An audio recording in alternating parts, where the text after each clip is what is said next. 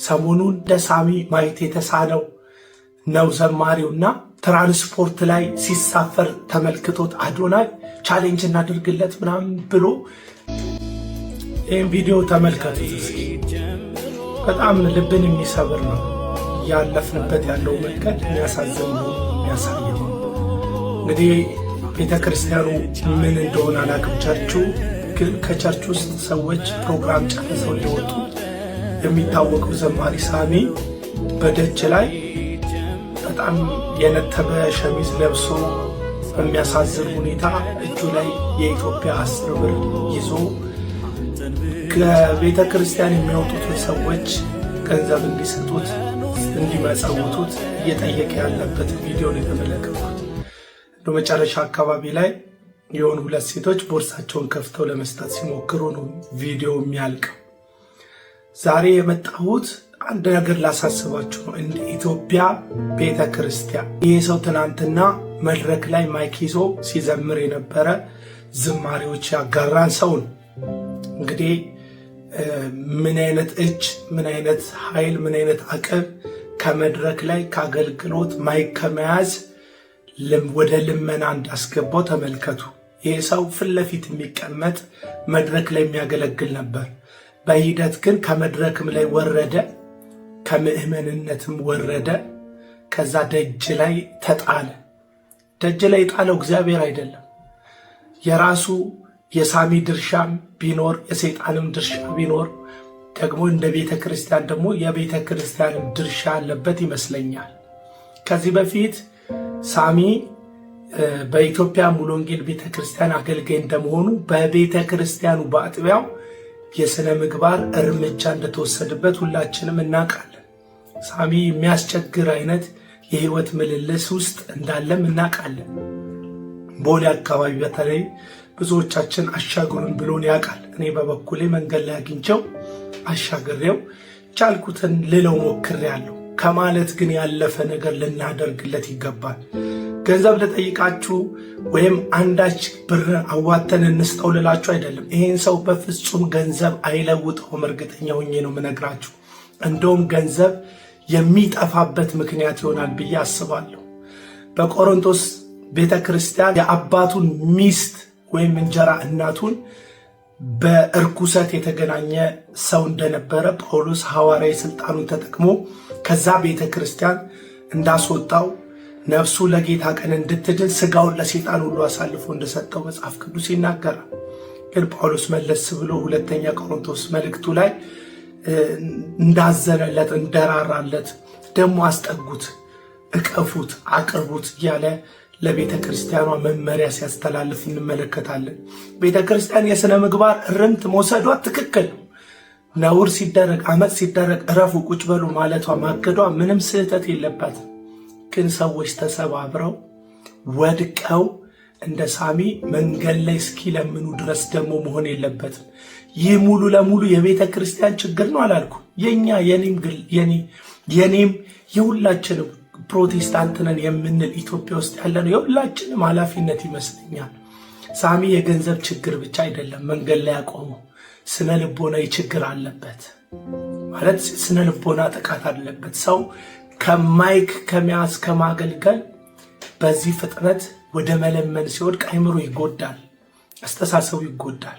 አንዳንዶች ሸቅለውበታል። በዚህ ሰው አዲስ ልብስ ይገዙለትና በተለይ እነዚህ ቸርች በግላቸው የሚከፍቱ ግለሰቦች ሳሚ ከእንደገና ተነሳ፣ በኃይል ተነሳ፣ እግዚአብሔር አነሳው ምናምን ይሉና ለዩቱባቸው ማሟሟቂያ ያደርጉትና ከዛ ዞር ብለው አይመለከቱት።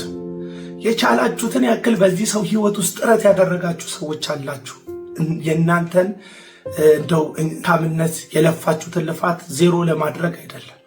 ግን ይህ ሰው ኢየሱስ ማገገሚያ ውስጥ ማስገባት ካለብን ተባብረን ልናስገባው ይገባል እንደ ማህበረሰብ።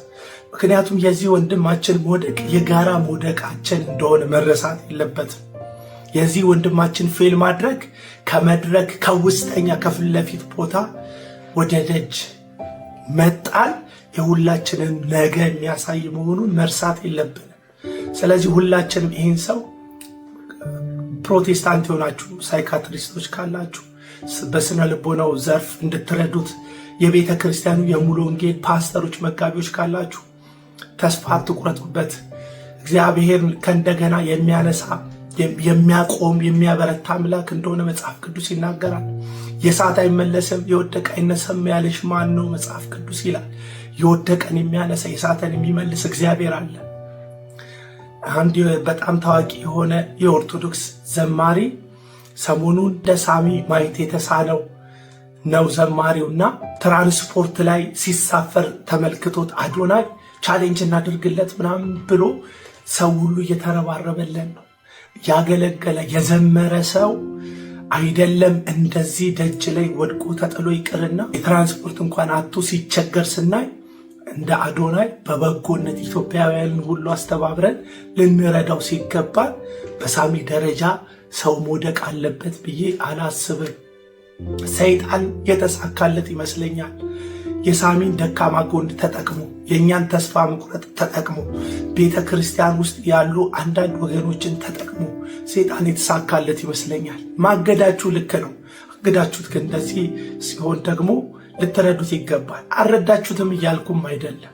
እንደረዳችሁት ብዙ ነገር እንዳደረጋችሁለት ተስፋ አለኝ። አንዳንድ ኢንፎርሜሽኖችም ይደርሰኛል በሳሚ ዙሪያ።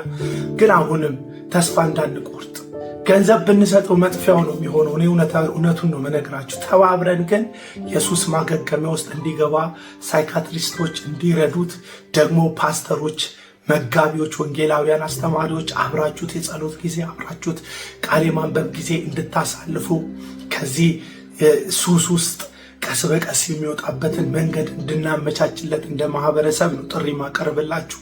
ምክንያቱም ይሄ ሰው ከመድረክ ወደ ጎዳና መውደቅ እስኪመጣ ድረስ ጊዜያት ፈጅቶበታል። ወራት ሊሆን ይችላል፣ ዓመታት ሊሆን ይችላል። በአንድ ጊዜ አይደለም ከመድረክ ወደ ደጅ መለመን የደረሰው።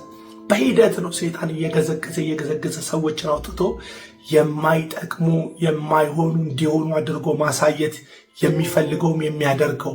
እኛም ደግሞ ያንኑ ሰይጣን ሰውን ተስፋ ለማስቆረጥ የሚሄድበትን እያንዳንዱን ትዕግስቱን፣ ሰይጣን በጣም ታግሶ ነው ሰውን ተስፋ የሚያስቆርጠው።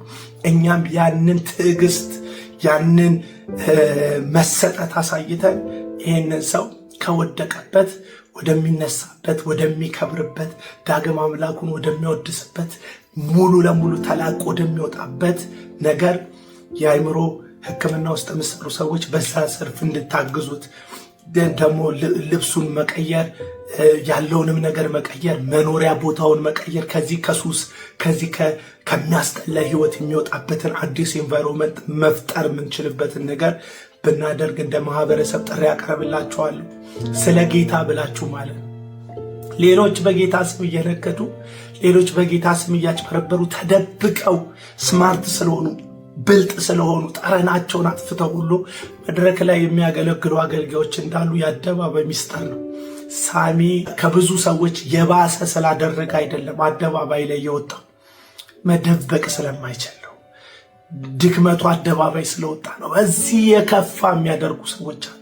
ስለ እነሱ እግዚአብሔር ፍርዱን ይስጥ፣ ልፈርድባቸውም አይደለም። ሳሚን ግን እባካችሁ ተባብረን አግዘን እግዚአብሔር ሰው ያድርገው፣ በእኛ ተጠቅመው። ይህንን ነው ምላችሁ። ጌታ ኢየሱስ ይባርካችሁ።